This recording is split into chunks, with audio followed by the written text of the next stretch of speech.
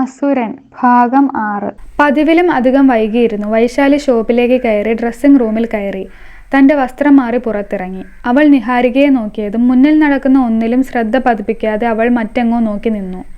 അവളുടെ കണ്ണുകൾ തിളങ്ങുന്നു എന്ന് വൈശാലിക്ക് തോന്നി. എന്താണ് നിഹക്കുട്ടി, ഒരു വിഷമം? വൈശാലി അവളോട് ചോദിച്ചു. പക്ഷെ അവളിൽ നിന്നും ഒരു പ്രതികരണവും ഉണ്ടായില്ല. അവൾ വേറെ ഏതോ ലോകത്തായിരുന്നു. നിഹ, എന്താ നീ ആലോചിക്കുന്നത്? ഏയ് ഒന്നുമില്ലടാ, നിന്നെ മാനേജർ അന്വേഷിക്കുന്നുണ്ട്. നിഹ, എനിക്ക് പേടിയാകുന്നു, അവൾ വിരലുകൾ പൊട്ടിച്ചുകൊണ്ട് പറഞ്ഞു. എന്തിന് നീ പേടിക്കണം? നീ പോയിട്ട് വാ. അവൾ വൈശാലിക്ക് ധൈര്യം കൊടുത്തു. അവൾ പാതി മനസ്സോടെ വിശ്വത്തിൻ്റെ ക്യാബിനിൽ കയറി. അയാളെ കണ്ടതും അവളൊന്ന് ഞെട്ടി. കൈ ഒടിഞ്ഞിട്ടുണ്ട്, നെറ്റിയിലൊരു കെട്ടും കവിളിൽ നല്ല വീക്കവും. ആരുടെ കയ്യിൽ നിന്നും നല്ലത് വാങ്ങിക്കൂട്ടിയ ലക്ഷണമുണ്ട്. അവൾ സ്വയം പറഞ്ഞുകൊണ്ട് അയാളുടെ അടുത്തേക്ക് പോയി. ഹ, ഇതാരാപ്പാ? വൈശാലി മേഡമോ? വന്നേ വന്നേ, ഇരിക്കൂ. അവൾ അയാളുടെ മുന്നിലൊന്ന് പകച്ചു നിന്നു. കസേരയിൽ അവൾ ഇരുന്നതും അയാൾ അവളുടെ കയ്യിൽ ഒരു എൻവലപ്പ് കൊടുത്തു. ഇതെന്താ സാർ? താൻ തുറന്നു നോക്ക്. വൈശാലി അത് തുറന്നതും ഒരു നിമിഷം ഒന്ന് അമ്പരന്നു. അവളുടെ കണ്ണുകൾ നിറഞ്ഞു. സാർ സാർ എന്താ? എന്തിനാ എന്നെ? ആ സ്റ്റോപ്പ്, ഞാൻ പറയാം. എന്നെ കണ്ടല്ലോ, ദേ എല്ലു മുഴുവൻ പൊടിയാറായിട്ടും ഞാൻ ഇന്ന് വന്നത് എന്തിനാണെന്നറിയോ? നിന്നെ പറഞ്ഞു വിടാൻ. കണ്ടവന്മാരോടുള്ള ചെങ്ങാത്തം ഇന്ന് എൻ്റെ ജീവൻ വരെ ഭീഷണി. നിന്നെ ഒന്ന് തൊട്ടെന്നും പറഞ്ഞ് ദേ നിൻ്റെ മറ്റവൻ എനിക്കിട്ട് തന്നതായി കാണുന്നത്. വൈശാലി ഒന്നും മനസ്സിലാകാതെ അയാളെ നോക്കി. സാർ, എന്തൊക്കെയാ ഇത്? എനിക്കൊന്നും അറിയില്ല, ഞാനൊന്നും ചെയ്തിട്ടില്ല. എന്നെ ഈ ജോലിയിൽ നിന്നും പറഞ്ഞു വിടല്ലേ സാർ. ഇതല്ലാതെ എൻ്റെ മുന്നിൽ വേറെ വഴിയൊന്നുമില്ല, അവൾ കൈകൾ കൂപ്പിക്കൊണ്ട് പറഞ്ഞു. ഇനിയും നിന്ന് കാൽ കഴിക്കണ്ട, ഇറങ്ങിപ്പോകാം. പിന്നെ അക്കൗണ്ട്സ് എല്ലാം ക്ലിയർ ചെയ്യണം. ഇതുവരെയുള്ള സാലറി കിട്ടും, വാങ്ങിക്കൊണ്ട് പോകാൻ നോക്ക്.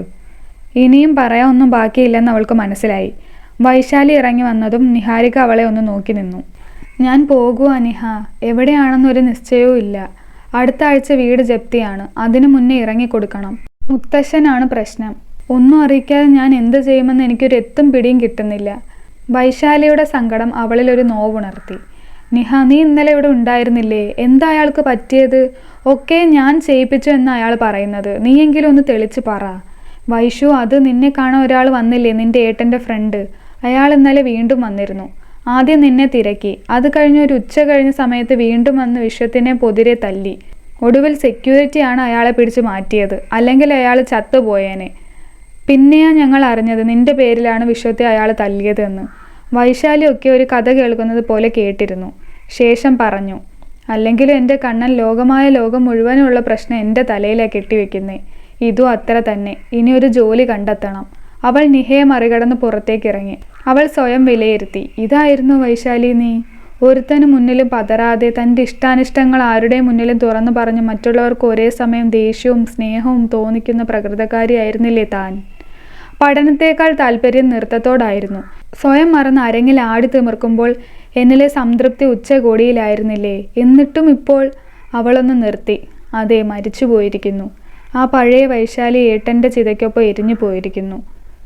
ഒരു ദീർഘശ്വാസം എടുത്തുകൊണ്ട് വൈശാലി വീട്ടിലേക്ക് പോയി. തൻ്റെ നേരത്തെയുള്ള വരവും മുത്തശ്ശനെ അത്ഭുതപ്പെടുത്തുമെന്ന് അവൾക്ക് ഉറപ്പായിരുന്നു. എൻ്റെ കുട്ടീന്ന് നേരത്തെയാണല്ലോ, എന്തു പറ്റി? ഒന്നുമില്ല മുത്തശ്ശ. അവൾ അയാൾക്ക് മുഖം കൊടുക്കാതെ അകത്തേക്ക് കയറിപ്പോയി. വൈശാലി തൻ്റെ മുറിയിലിരുന്നു. തൻ്റെ ഇതുവരെയുള്ള സമ്പാദ്യം അവൾ ചേർത്ത് വെച്ചു. 2000 രൂപ. ഇതുകൊണ്ട് എന്താവാൻ? ഒരു വീട് വാടകയ്ക്ക് കിട്ടാൻ കൂടി നല്ല തുക വേണം. കട്ടിലേക്ക് വീണ് കണ്ണുകൾ അടച്ചു. അപ്പോഴാണ് ഓർമ്മ വന്നത്. കുട്ടിക്കാലം മുതൽ ഏട്ടൻ തനിക്കായി ഒരുക്കി വെച്ച കുറച്ച് സ്വർണങ്ങൾ. അതിൽ ഭൂരിഭാഗവും ബാങ്കിലെ ലോൺ അടയ്ക്കാൻ വിറ്റു. ഒടുവിൽ അവശേഷിക്കുന്നത് ഒരു മാലയാണ്. ചെറുപ്പത്തിൽ അമ്മ ഏട്ടന് കൊടുത്തതാണ്, ഏറിയാൽ 1 പവൻ. എങ്കിലും തൻ്റെ ഇന്നത്തെ സാഹചര്യം മറികടക്കാൻ ഇത് അത്യാവശ്യമായിരുന്നു. അവൾ മുത്തശ്ശൻ കാണാതെ ആ മാല ബാഗിലാക്കി ധൃതിയിൽ പുറത്തേക്കിറങ്ങി. ഒരു തട്ടാൻ്റെ അടുത്ത് ചെന്ന് അത് വിറ്റു. പണം ഭദ്രമാക്കി വെച്ചു. തിരികെ നടക്കുമ്പോൾ മനസ്സിലൊരു മിങ്ങലായിരുന്നു. ഇതുവരെ കൂടെയുള്ളതെല്ലാം തനിക്ക് നഷ്ടമാകുന്നു എന്ന് തോന്നൽ. ആദ്യം അഞ്ജനയുടെ വീട്ടിൽ നിന്നും കിട്ടിയ പെൻഡ്രൈവ് തൻ്റെ ലാപ്പിൽ കണക്ട് ചെയ്തു. അതിൽ നിറയെ ഫോട്ടോസും വീഡിയോസും മാത്രമായിരുന്നു. എങ്കിലും അതിന് പിന്നിൽ ആരെന്നതിന് ആദ്യമൊരു തുമ്പ് കിട്ടിയിരുന്നു. അത് ഒന്നുകൂടി ഊട്ടി ഉറപ്പിക്കാനുള്ള എന്തെങ്കിലും കിട്ടുമോ എന്നറിയാനാണ് അവൻ ആ പെൻഡ്രൈവ് ചെക്ക് ചെയ്യുന്നത്. ഒരു പക്ഷേ ഈ കേസ് അന്വേഷിച്ച പോലീസുകാർക്ക് ആരെങ്കിലും ഓഫർ ചെയ്ത് കാണും. അതാണ് പേരിന് വേണ്ടി മരിച്ച പെൺകുട്ടിയുടെ വീട്ടിൽ പോയത്. ഇത് ഉറപ്പുള്ളത് കൊണ്ടാണ് ആദ്യം അന്വേഷണം ഒറ്റയ്ക്കാക്കിയത്. അവൻ ലാപ്പ് ഓണാക്കി. പക്ഷെ അവൻ പ്രതീക്ഷിച്ചതിന് നേരെ വിപരീതമായിരുന്നു അവൻ അതിൽ കണ്ടത്. അതിൽ അഞ്ജനയുടെയും വൈശാലിയുടെയും കുറേ പ്രോഗ്രാംസ്. അവൻ ഓരോന്നൊരു ചെറുചിരിയോടെ കണ്ടു തീർത്തു.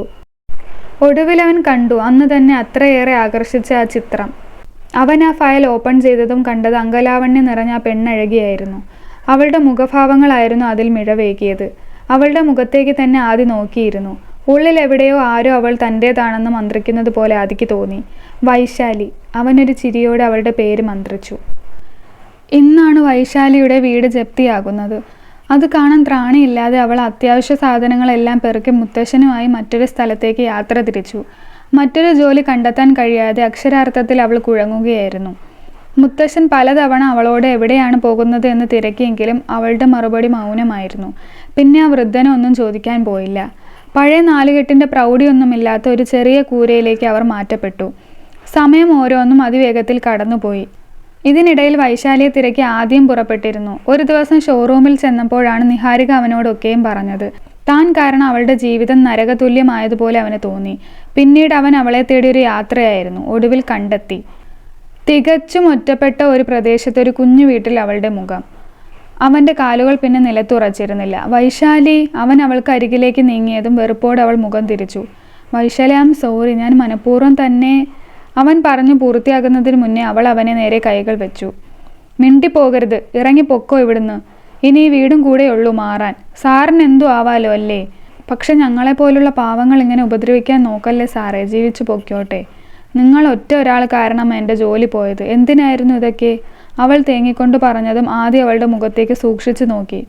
ഇനഫ്, നിർത്തടി, നിന്റെ നാവിൽ നിന്ന് ഇനി ഒരു അക്ഷരം കേട്ടുപോകരുത്, ആദ്യം അലറിക്കൊണ്ട് പറഞ്ഞു. ആ നിമിഷം അവൻ മനുഷ്യനിൽ നിന്നും അസുരനിലേക്ക് കുടിയേറിയിരുന്നു. ഇനി ഒരു ചോദ്യമോ പറച്ചിലോ ഉണ്ടാവില്ല. നാളെ രാവിലെ കൃത്യം 10 മണിക്ക് നീ ഈ കാർഡിൽ കാണുന്ന കമ്പനിയിൽ വരണം. വന്നേ പറ്റൂ. ഇല്ലെങ്കിൽ. തൻ്റെ കണ്ണിൽ ഒളിപ്പിച്ച രൗദ്രഭാവം അവനിൽ നിന്നും അടർന്നു പുറത്തേക്ക് വീണിരുന്നു. അവൻ്റെ അസ്തമയ സൂര്യനെ വെല്ലുന്ന തരത്തിൽ ചുവന്ന മുഖം അവളെ ഒന്ന് പേടിപ്പെടുത്തുന്നുണ്ടായിരുന്നു. എങ്കിലും അതൊന്നും മറച്ചുകൊണ്ട് അവൾ പറഞ്ഞു, വരില്ല. നിങ്ങൾ പറയുന്ന ഒരിടത്തും ഞാൻ വരില്ല. അവൾ പറഞ്ഞതും അവളുടെ അടുത്തേക്ക് അവൻ നടന്നു തുടങ്ങിയിരുന്നു. നടന്ന് ഒടുവിൽ അവൾ ഭിത്തിയിൽ ചാരി നിന്നതും അവൻ അവളുടെ 2 വശത്തായി കൈകൾ കുത്തി നിന്നു. നീ വരും വൈശാലി. നിന്നെ ഞൊടിയിടയിൽ എനിക്ക് കണ്ടെത്താമെങ്കിൽ നിന്നെ ഞാൻ ഉദ്ദേശിച്ചിടത്തേക്ക് കൊണ്ടുപോകാനും എനിക്കറിയാം. ശരിക്കും നിനക്ക് എന്നെ അറിയില്ല. നിനക്ക് മുന്നിൽ നിൽക്കുന്നത് ഒരു അസുരനാണ്. ഞാൻ പറയുന്നത് കേട്ടില്ലെങ്കിൽ നിനക്കുണ്ടാകാൻ പോകുന്നത് ഒരിക്കലും താങ്ങാൻ കഴിയാത്ത നഷ്ടങ്ങളായിരിക്കും. അവൻ്റെ ശ്വാസം പോലും തന്നെ ദഹിപ്പിക്കാൻ കഴിവുണ്ടെന്ന് അവൾക്ക് തോന്നി. തുടരും. അപ്പോൾ ഇതുവരെയുള്ള പാർട്ട് നിങ്ങൾക്ക് എല്ലാവർക്കും ഇഷ്ടപ്പെട്ടെന്ന് വിചാരിക്കുന്നു. പിന്നെ കുറച്ച് സ്റ്റോറീസൊക്കെ നമ്മുടെ ചാനലിൽ കിടപ്പുണ്ട്. താല്പര്യം ഉണ്ടെങ്കിൽ നിങ്ങളൊന്ന് ചെക്ക് ചെയ്ത് നോക്കുക. അതുപോലെ തന്നെ വീഡിയോ ഇഷ്ടപ്പെടുകയാണെങ്കിൽ ലൈക്ക് ചെയ്യുക. അതേപോലെ തന്നെ ചാനലൊന്ന് സബ്സ്ക്രൈബ് ചെയ്തിട്ട് പോവുക കേട്ടോ. പിന്നെ അഭിപ്രായങ്ങളൊക്കെ എന്തെങ്കിലും ഉണ്ടെങ്കിൽ കമൻറ്റ് ചെയ്യുക. അപ്പം അടുത്ത വീഡിയോസിലൊക്കെ ആയിട്ട് പരിഹരിക്കുന്നതായിരിക്കും.